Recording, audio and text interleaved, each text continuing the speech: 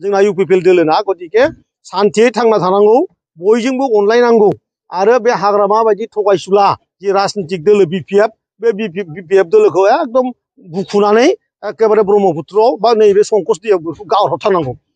खाम्फाना खुफा बरगयारी थांदों जोंनिफ्राय जोंनाव खाम्फा होननायखौ जों सिनाया सासे दंफैयोमोन खुफा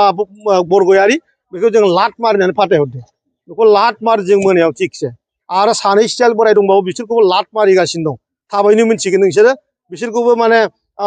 जोंनि पार्टियाव माने गेसाव बेदर गैया बिसोर गेसाव बेदर जानो नागिरबाय थायो ओंखायनो बिसोरखौ जोङो खिबुआव जोनानै फाथायहरदों बिसोरखौ आरो सानै थांबावगोन बिसोरखौ जोगासिनो दं थांथों होननानै